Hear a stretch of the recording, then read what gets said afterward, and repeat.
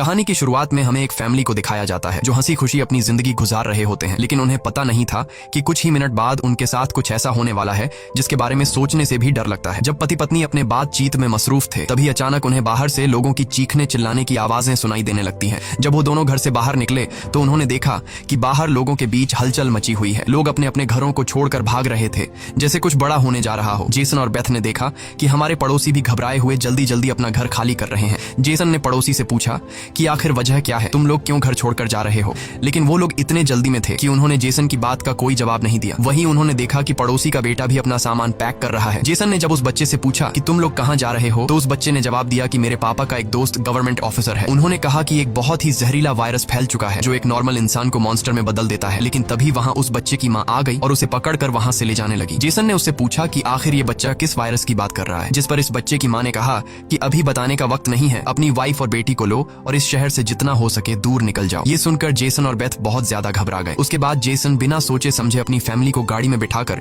शहर से बाहर ले जाने लगता है, मगर रास्ते में उन्होंने देखा कि जो पड़ोसी भाग रहे थे वो वापस लौट रहे हैं। ये देखकर उन्हें और भी अजीब लगने लगा। आगे जाकर ये लोग ट्रैफिक में फंस जाते हैं। जब जेसन और उसकी फैमिली गाड़ी से बाहर उतरे तो उन्होंने देखा कि शहर से बाहर निकलने वाला अकेला रास्ता पुलिस ने बंद कर दिया है। आसमान में यहाँ वहाँ हेलीकॉप्टर्स पहरा देने लगे। लोगों को बताया जाने लगा कि शहर में एक जहरीला वायरस फैल गया है और तुम लोगों को जल्दी से घर वापस लौटना चाहिए। ये बात सुनकर जेसन को कुछ अजीब लगा कि जब शहर में वायरस फैल गया है तो लोगों को शहर से बाहर निकालने के बजाय उन्हें शहर में ही क्यों रहने को कहा जा रहा है। तभी अचानक पास की पहाड़ से एक बड़ा सा पत्थर उनके कार पर आ गिरा। ये देखकर वो लोग बहुत ज्यादा घबरा गए। पहाड़ हिलने लगा। तभी उस पहाड़ के पीछे से 2 मिलिट्री के फाइटर जेट्स निकलकर शहर की तरफ बढ़े। वो 2 फाइटर जेट्स पूरे शहर पर बमों की बारिश करने लगे जिससे पूरा शहर राख में बदल गया। जेसन की वाइफ बेथ को फौरन समझ आ गया कि अगर वो पुलिस की बात मानकर घर लौट जाते तो उनका अंजाम बहुत बुरा होने वाला था। उसके बाद वो फाइटर जेट्स सड़क पर मौजूद लोगों की तरफ बढ़ने लगे। ये देखकर सभी लोगों में हलचल मच गई। अब सबको समझ आया कि गवर्नमेंट उन्हें मारना चाहती है। सभी अपनी जान बचाने के लिए यहाँ वहाँ भागने लगे, पर जेसन और बेथ को समझ आया कि वो कहीं भी भाग लें, वो फाइटर जेट्स उन्हें मारकर ही रहेंगे। तभी बेथ ने पीछे मुड़कर पहाड़ पर एक स्कूल देखा और उसे लगा कि बचने के लिए वो जगह बेहतर रहेगी। जिसके बाद जेसन, बेथ और जोई को लेकर स्कूल की तरफ पहाड़ पर चढ़ने लगे। पीछे ब्रिज पर मौजूद लोगों पर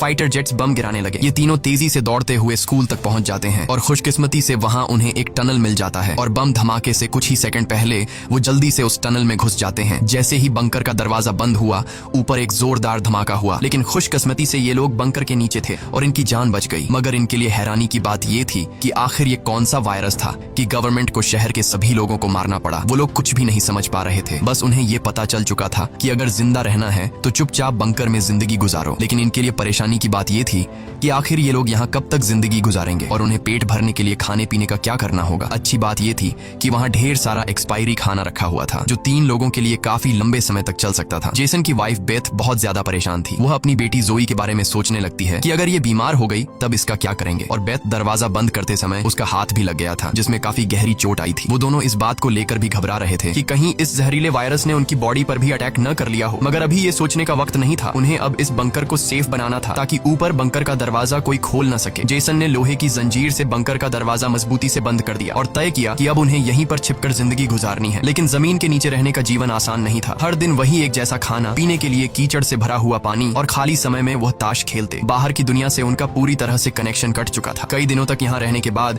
वो लोग बहुत ज्यादा इस बंकर में तंग हो चुके थे। लेकिन वो क्या करते, अगर ऊपर जाते तो उनकी जान नहीं बच पाती। इस जीवन ने जेसन के परिवार को मानो इस दुनिया के अंत का एहसास दिलाया। जोई ने अपने पापा से पूछा, पापा हम यहाँ कब तक रहेंगे? जेसन के पास इस बात का कोई जवाब नहीं था। उसने अपनी बेटी से बस यही कहा, जब बाहर वायरस चला जाएगा तभी हम बाहर जाएंगे। वो अपनी बेटी की आंखों पर उंगलियां रखकर बाहर की दुनिया उससे इमेजिन करवाता है। इस तरह से दिन गुजरते गए और फिर महीने। उन्हें नहीं पता था कि बाहर निकलने के इंतजार में उन्हें यहाँ इस बंकर में 300 से भी ज्यादा दिन गुजर चुके हैं। जोई अपनी माँ की बनाई हुई पेरिस्कोप से बाहर की दुनिया को देखती है। बाहर चारों ओर बस तबाही का मंजर नजर आ रहा था, जैसे ये पूरी दुनिया जलकर राख हो गई हो। वहाँ किसी भी इंसान का नामो निशान तक नहीं था। ये सब देखकर उस छोटी बच्ची को लगने लगा कि शायद हम इस दुनिया के आखिरी बचे हुए लोग हैं। माँ ने उसे दिलासा दिया कि तुम ऐसा मत सोचो, शायद तुम्हारे दोस्त भी हमारी तरह कहीं छुपे हुए हों। अब रात हो चुकी थी और डिनर का समय हो चुका था। उनके पास अब खाना भी कम बचा हुआ था, इसीलिए वो तीनों थोड़ा सा खाना खाकर काम चला रहे थे। लेकिन आज जोई की जिद पर उसे पूरा एक कैन का डिब्बा दिया गया। जोई ने जब टिन का डिब्बा खोला तो उसने देखा कि टिन का डिब्बा अंदर से खाली है। इस डिब्बे के पीछे की तरफ एक छोटा सा छेद था, शायद कोई चीज इसमें से खाना चुरा गई थी। बेथ ने सारी बची हुई डिब्बों की जांच की तो पता लगा कि पूरे 12 डिब्बे खाली थे। ये देखकर वो बहुत ज्यादा परेशान हुए क्योंकि ये तो उनके 2 हफ्तों का राशन था। बेथ ने वेंटिलेशन जाली की तरफ देखा और अंदाजा लगाया कि शायद कोई चूहा अंदर आकर खाना ले गया। बेथ ने कहा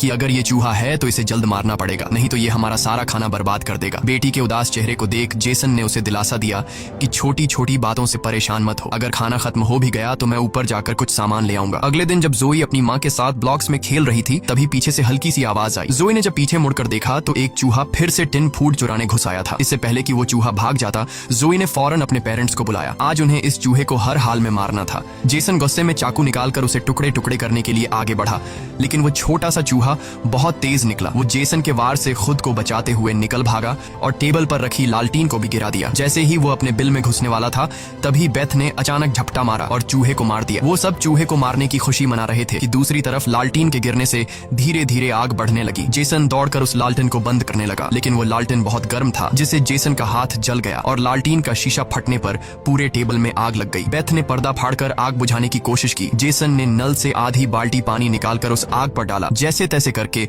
उन दोनों ने उस आग को बुझा लिया, लेकिन खतरा अभी टला नहीं, बल्कि अब उनके लिए और भी मुश्किल बढ़ने वाली थी, क्योंकि आग तो वो लोग बुझा चुके थे, मगर आग से निकलने वाले धुएं ने पूरे बंकर को धुएं से भर दिया था और वह धुआं धीरे धीरे वेंटिलेशन जाली से ऊपर की तरफ निकल रहा था। ये देखकर वो सब घबरा गए, क्योंकि ये धुआं उनका वहां होने का ठिकाना जाहिर कर रहा था।